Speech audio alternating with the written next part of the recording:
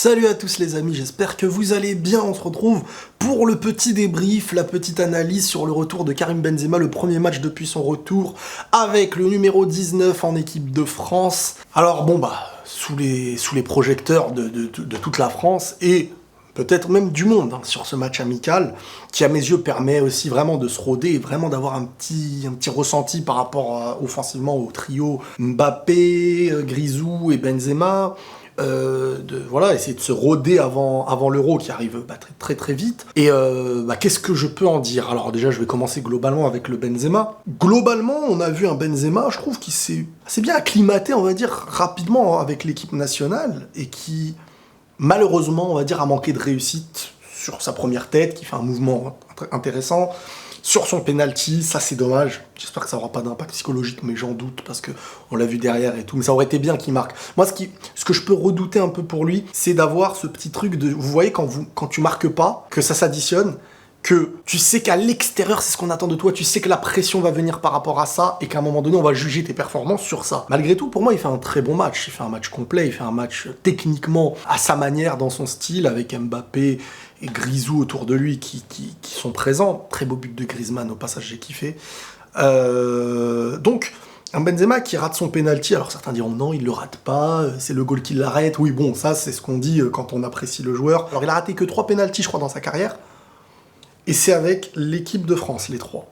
Comme quoi, le rendement, le pauvre en équipe de France, ça lui rend pas service, même si je trouve quand même que on a vu plein de performances de Benzema en équipe de France, parfois, surtout à une époque où certains pouvaient lui reprocher une forme de nonchalance, une forme de... Mais là, voilà, il est à l'image un peu du Real où il vient chercher parfois bas.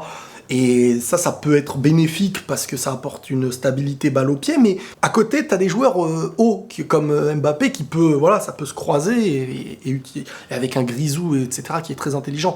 Beaucoup se posaient la question de Benzema-Grisou ensemble, des profils un peu similaires, parfois qui ne sont pas très hauts, qui viennent chercher plus bas. S'il n'y avait que Benzema et Griezmann, je pourrais me poser des questions, mais là, quand il y a le troisième profil qui est hyper différent et qui apporte vraiment la complémentarité entre les deux, ça ne me pose pas trop de problèmes. Personnellement, même Pogba et tout, vraiment, j'ai bien aimé sa fluidité dans le changement d'aile, tu rajoutes la Kanté, et puis même Tolisso, qui est très intéressant pour un choix que tu fais rentrer parfois et tout.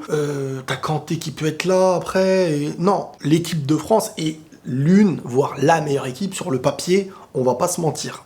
Là-dessus, j'ai bien aimé, voilà. Après, le match, il a été un peu très piège, tu peux pas trop bien jauger. Alors oui, on voit les petites ententes et tout, mais le carton rouge est survenu un peu trop vite. Penalty plus carton rouge dans un match amical, quand c'est pas un truc assassin, l'arbitre, je trouve qu'il a un peu fumé le match. Et je pense que ça a rendu service à personne, en fait, ni à celui qui regarde et qui voulait vraiment avoir au niveau de l'attente ce que ça pouvait donner, et ni les joueurs, ni l'équipe. Ils se préparent pour l'Euro, c'est pas méchant, tu mets pas un rouge. Je trouve que ça a gâché beaucoup de choses, parce qu'on peut pas être hyper... objectif dans notre manière d'analyser le match. Parce qu'il y a un rouge en face, et c'est déjà une équipe moins forte, et avec un rouge, tu sais pas si ce qui s'est passé quand c'était bien parce qu'en face ils étaient obligés parfois de reculer, donc de défendre ou de jouer avec un joueur en moins, ou est-ce que parce que cette équipe fait ce qu'il fallait, etc.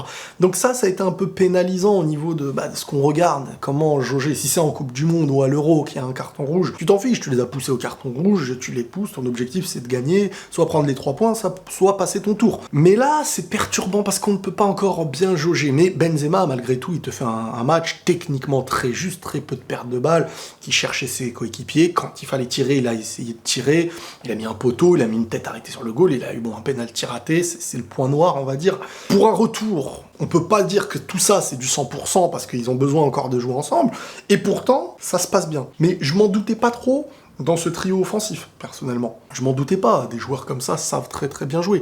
Mais l'équipe de France a vraiment les éléments intéressants parce qu'on n'a pas que des joueurs qui seront... c'est pas que les meilleurs Français du monde, en fait. C'est ça qui est bien, c'est que dans une équipe nationale, de toute manière, des Moussa Sissoko, des Tolisso, c'est des joueurs qui vont apporter, en tant que remplaçant, exactement ce qu'on va demander. En fait, tu peux pas faire... Ça, faut le comprendre, c'est HS un peu à ce que je disais avant, mais beaucoup comprennent pas que tu ne fais pas une sélection de tous les meilleurs. Tu fais une sélection des meilleurs en titulaire et des meilleurs en remplaçants. Les meilleurs remplaçants, c'est pas les meilleurs titulaires en plus des titulaires que t'as. Parce que ça fait un blocage. Ça fait un blocage dans un groupe, dans un système, etc. Le groupe est bon, l'équipe est très forte. Lloris qui lâche certains très bons arrêts avec l'équipe de France, vraiment chaud. Sinon, pour la performance de Benzema, je ne vais pas m'attarder trop, mais j'ai trouvé vraiment... j'ai reconnu le Benzema... Voilà, j'ai pas eu une distinction entre le Benzema du Real et le Benzema de l'équipe de France. J'ai reconnu le Benzema du Real Madrid. Il n'a pas marqué, comme parfois il ne marque pas au Real Madrid, mais tu sens que t'as l'attaquant qui vient faire apporter cette justesse technique. T'as envie de jouer très vite dans les pieds avec lui. Quand il joue, t'as envie de créer des déplacements à côté. Il y a vraiment moyen de perturber beaucoup d'équipes avec cette idée de devant où chacun est un peu libre. Chacun est un peu libre. Tu peux trouver Mbappé à gauche comme tu peux le trouver à droite. Tu peux trouver Grisou à gauche comme tu peux le trouver à droite ou dans l'axe. Et pareil pour Benzema. Et ça peut perturber beaucoup le marquage adverse. Et surtout que voilà, faut assumer que cette équipe, sur le papier, est l'une des meilleures. Et il faut que psychologiquement, ils se le disent aussi. Ce qui ne veut pas dire, parce qu'il y a plein de gens qui disent non, mais il faut pas dire ça. Non, ils n'ont pas dit on est les meilleurs, on va gagner. Non, il faut se dire ouais, les gars, on est les meilleurs sur le papier. C'est important de se le dire.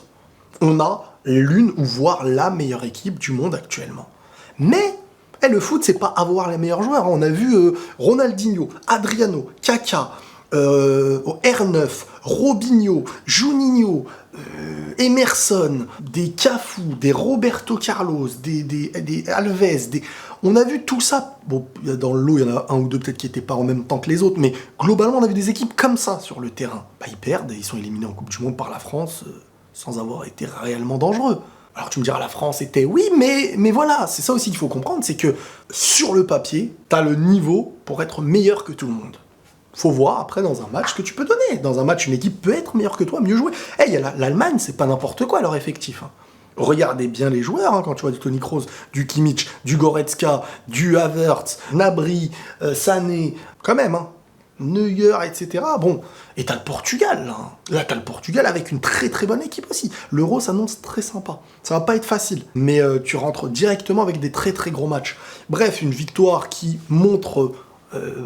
une profondeur de banc, une équipe qui a de quoi faire tourner, mais vraiment énormément de talent dans cette équipe de France, et c'est tant mieux. Donc, on verra ce que ça va donner à l'Euro, impatient de voir tout ça, et on se retrouve pour la prochaine fois. Assez satisfait du match, même si, perturbé par le carton rouge qui ne pourra pas nous permettre d'analyser comme il se doit un match à 11 contre 11, mais il y a de très bonnes choses à prendre en compte. Voilà les amis, prenez tous soin de vous, et la paix sur vous.